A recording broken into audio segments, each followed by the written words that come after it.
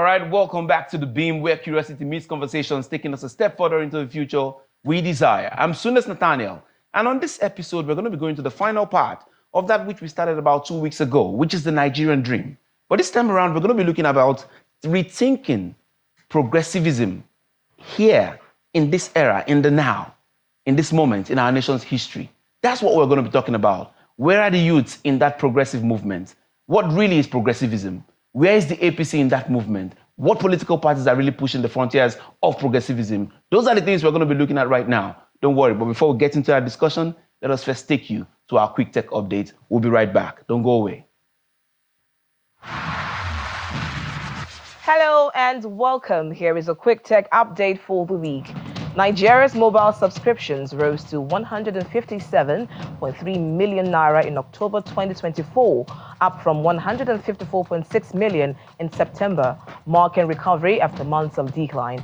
Growth was driven by MTN and Airtel, following NCC's audit and the NIN SIM linkage exercise, which had earlier reduced the database by 64.3 million lines.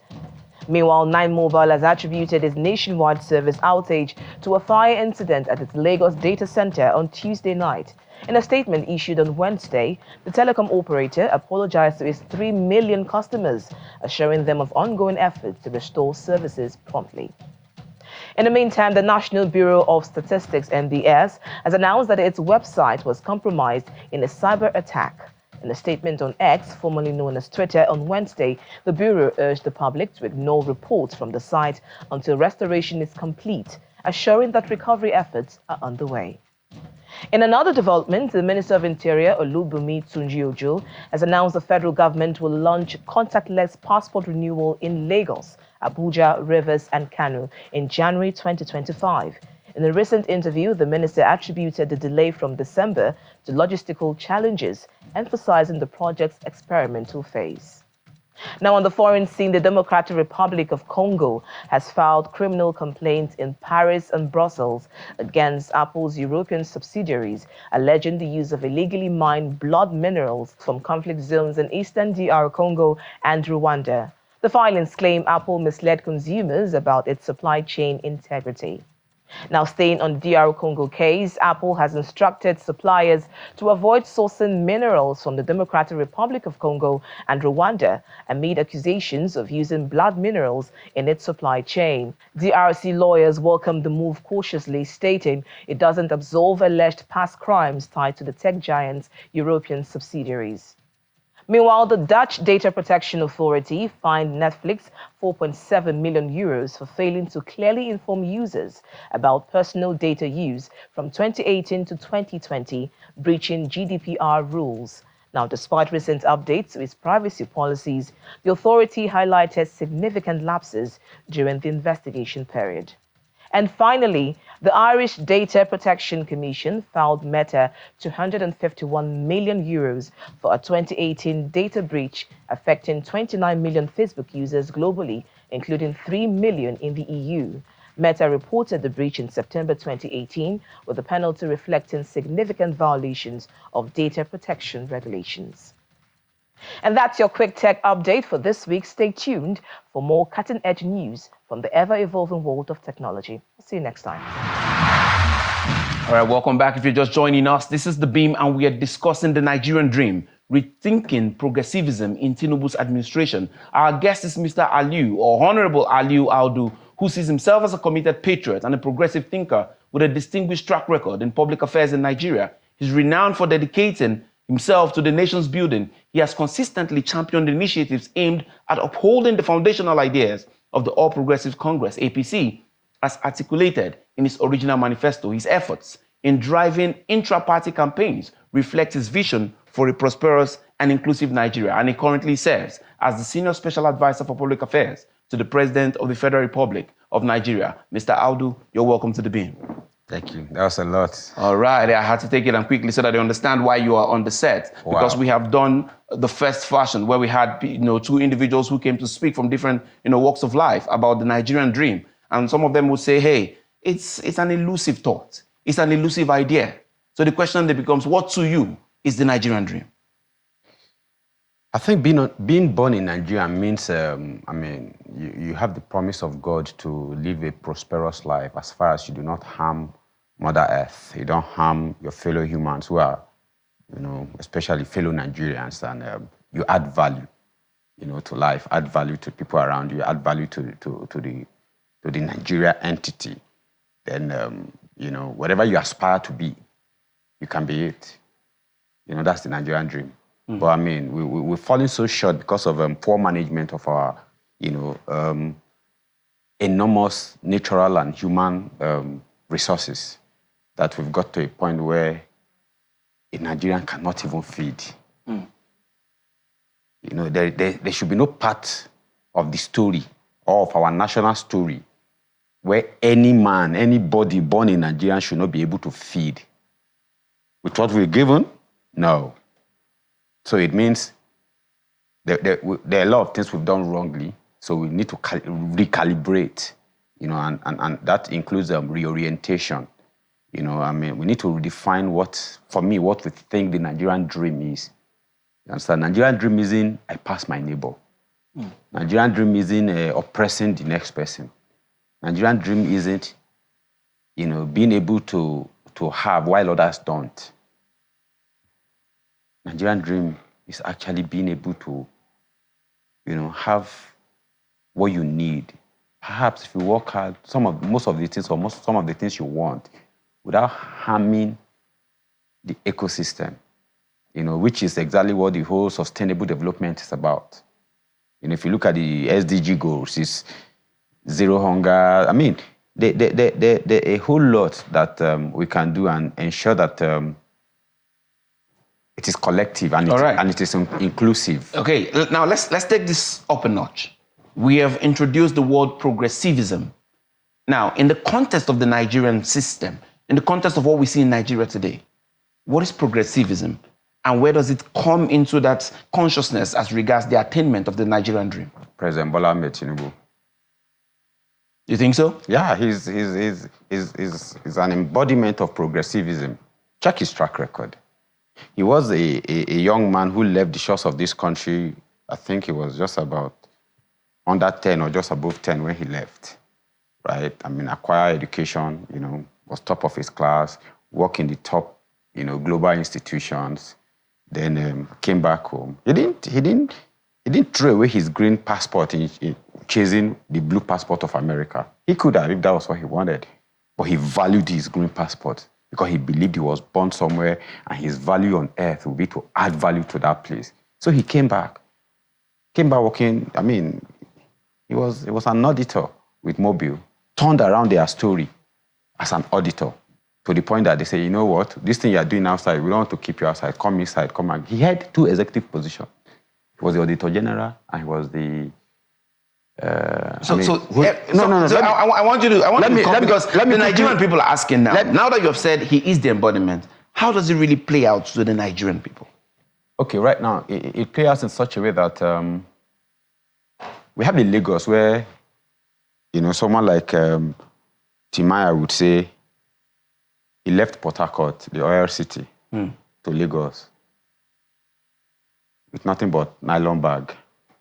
But right now he's driving Rolls Royce, Bentley, Ferrari, all them exotic cars that, some of the celebrities in developed countries can't even afford to own without using credit. The Chris Brown, some of these artists, every time they come here, they're like, Nigeria is different. That here everybody is buying everything on credit, but those guys buy everything in cash. That's us. They're talking about us. But it has a side effect. Do you understand? That has its side effect.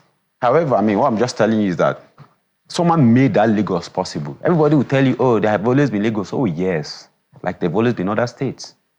But if we look at the level Lagos has grown in the last 24 years, you will see that someone had a foresight. Let me give you a practical example of what he did, what progressivism in his thinking and action is. Mm-hmm. Prior to his coming as governor of Lagos, the federal government, the military federal government was spending 4 million naira every year. 4 million naira was a big deal at the time. Every year to Sanfield River Beach, just to keep it at bay from overflowing. this guy took over, Mr. President, the then governor of Lagos, he took over, and he had that vision of, like, there are no places where big ships, what they call it, where they can bet. Where they can bet around here. I mean, I think you have to go as far as Central Africa or something to have that. So he envisioned one where at least 4 can bet. And that was the deep sea port. So while creating value for that, it was unfilling the edges to reclaim some of the land that we had lost to, climate change. So he reclaimed it. What you have right now, you call Atlantic City, one of the most expensive piece of real estate in the world. That was the concept. That was creating wealth, solving problems, using one stone to kill 2 birds. That's progressivism. United States is going to build their biggest embassy, I think somewhere in Atlantic, their biggest in the world. As at the time they launched it, I think they said it was going to attract as much as $500 million investment. That's to put into it. They're going to create jobs. They're going to bring in equipment. I mean, do you know what it is that their biggest, I don't know if it's embassy or consulate right now. I don't know which one it is. It's going to be in Nigeria, right? So that has happened. We now have, resort along that line, and it's what I'm saying is progressivism is actually applying knowledge, empirical data, knowledge to advance the human quest. You know, right. And when you do this, you are not just going to cater for the people in the typical socialist way, but it's in such a way that the people are involved in it, because for sustainable development, it has to be all-inclusive. So everybody has to be involved in the development in such a way that everybody owns, a piece of this country. So that pride that you have as a Nigerian, that pride that some countries do not like you for. When you go to South Africa and you go to some African countries, they just don't like you. It's not because there's anything wrong with you, it's because you are what they can't be.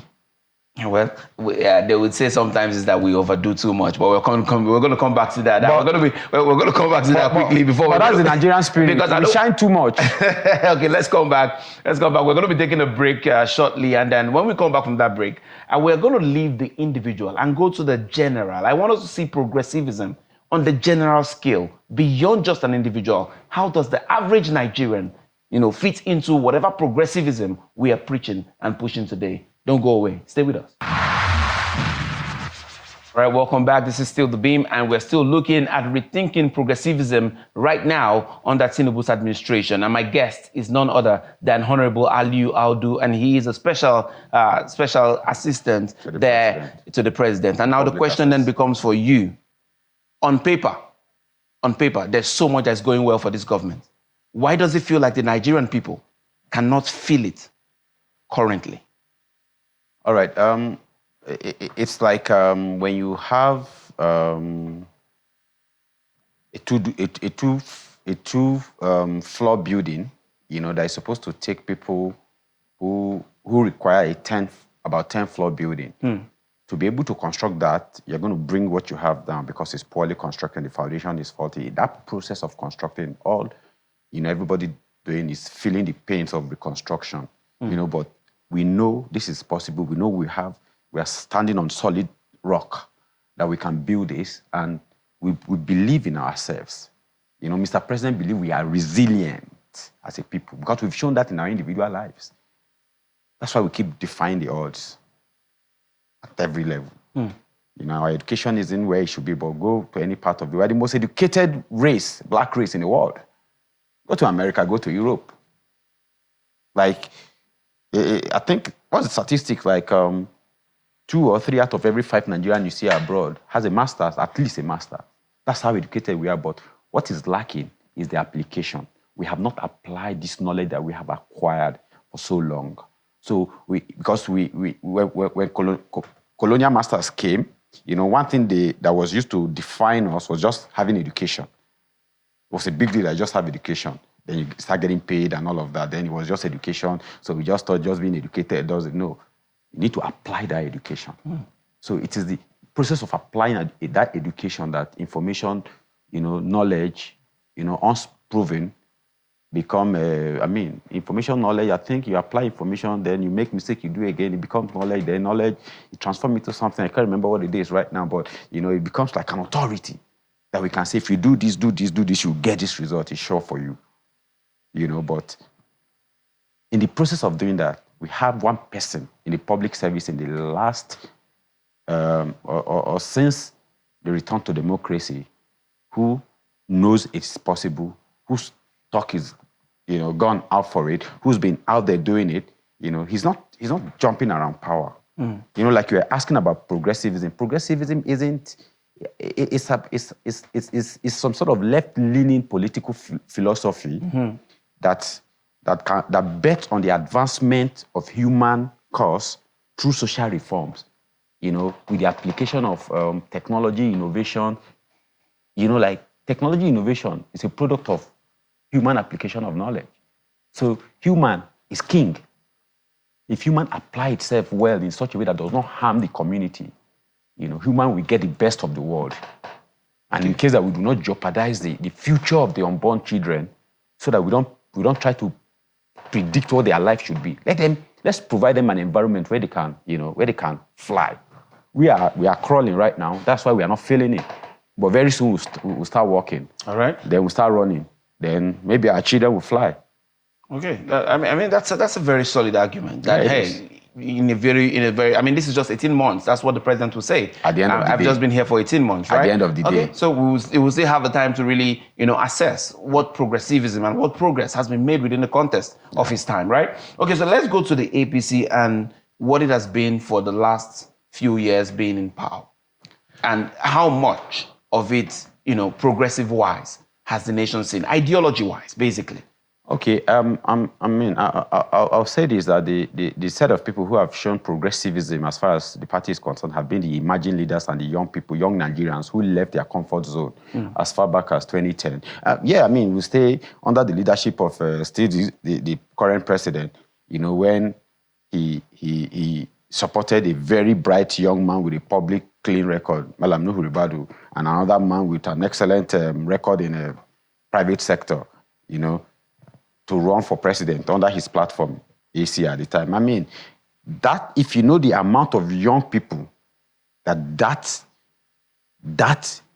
attempt brought up, the young people that came into politics because of these two people alone, bright, progressive-minded, patriotic.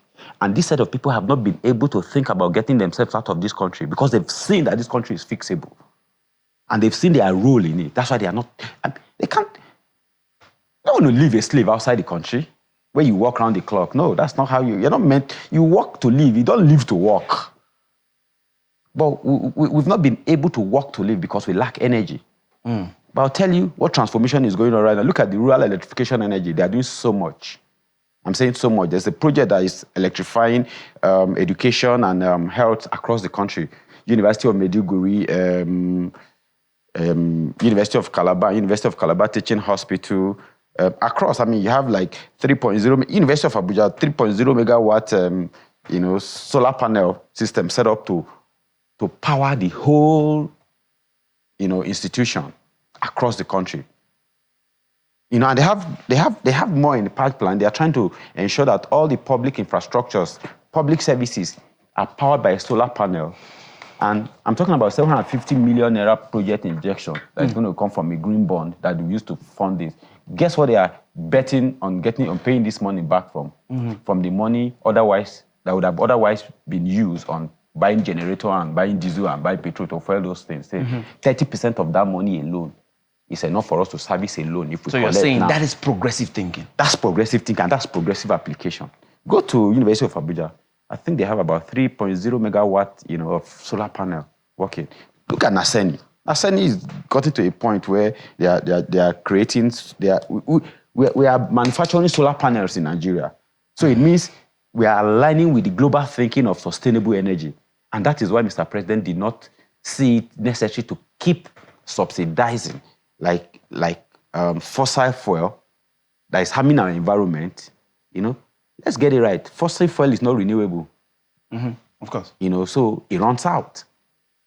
So imagine that we've exposed so much that there's not, at a point where we're borrowing money to say, hey, give us money. We'll get money, we'll get crude oil from ground for the next 5 years and be giving you. Come on. In 30 seconds, because we are almost running out of time. Many Nigerians are feeling the pangs of pain right now. And then what would be how can the presidency, how can the president, assure these people that beyond what is going on, there's a possibility? What can be said right now? Or what can be done, even in a very quick seconds? Yeah, I mean, what needs to be done is be done. And one thing I can say, like Mr. President has always said, or he has said in recent times, that the worst is over, right? You remember when he came, his first budget was the budget of the renewed hope, because we're at the point where we're all losing hope. So he came, that budget was to renew our hope. But we can't renew our hope without resetting our system to such a way that can be self-sustaining. So we've all seen the pain of resetting our system. I don't think we want to go back there, especially right now that we're about to see the goods from doing the right thing. So the next budget is what? Budget of restoration. In this budget, the highest amount of budget is going to security. I think about 4.9 trillion. Yeah, security, education, and then... Do you know at some point our national whole budget, don't even reach 4.9 trillion at some point, but we have security just holding that. Meaning, the role of government according to the Constitution is the security and welfare of the people. Okay. So Mr. President has prioritized that. There's been tangible improvement in security in the last 18 months. Let's be honest. I mean, I won't lie to you. The improvement started from 2015 when President Muhammadu Buhari came on board, when the APC government came on board. There's been an improvement. Oh, those bombs going on. I mean, there was bomb going on. UN building was bombed. Our own chief security officer. Some would say by now we should have flown to a place where we are really more secured. Yes, but sometimes in life, right? You can do better, but you should appreciate where we have been. The progress. We're out of progress. Time. All right. Back to the progressivism. So you're saying Nigerians, please appreciate the progress and more will come. And the government is aware that there's been distrust between the people and the government over the years because of promises made and not fulfilled. But this is going to be different. All right. If you doubt me, go and investigate what has happened in Lagos in the last 24 hours. This man has transformed a 600 million per month IGR to 65 billion. Mr. Aldo, I'll need to thank you. I know you can defend and give us analysis from now till tomorrow if we allow you, but we have that small time. Thank you very much for coming on the program. Thank you for having me. All right, I'm hoping somebody has learned that, hey, there might be so many things that might not be right now, but we can be sure that if we all put ourselves together, progressivism is for every Nigerian to come together to make sure that this nation works better. I'm Sunas Nathaniel, and we're going to be leaving you right now with our top 5 videos of the week. Do not forget, like I always say, stay curious, stay informed, and God bless Nigeria. See you next time.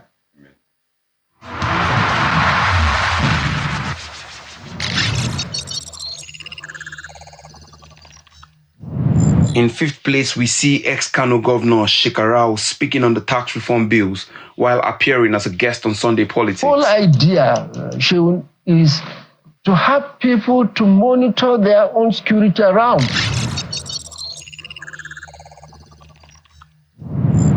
Coming forth on our list is a conversation in which actor and producer Femi Adebayo shares the backstory of his new epic movie, 7 Doors.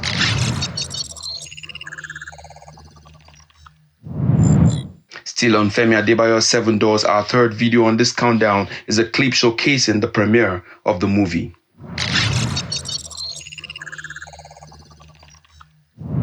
In 2nd place, we have a clip in which human rights activist and lawyer Chidi Odinkandu asserts that the seniors in Nigeria's legal practice made a mess of the justice system. Judicial independence is so important that it cannot be abandoned to judges and lawyers and their incest and politicians. No. Absolutely not. It is so political.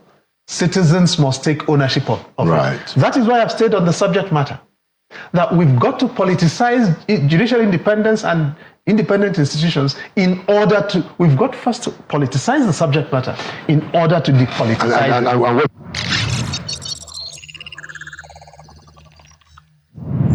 Coming first on our countdown is an interview in which controversial UK-based pastor Toby Adegboyega states that contrary to what is being said in the media, his records are clean and there is no fear of deportation. Not at all. The person attacking us is not even Conservative Party. but it's another party.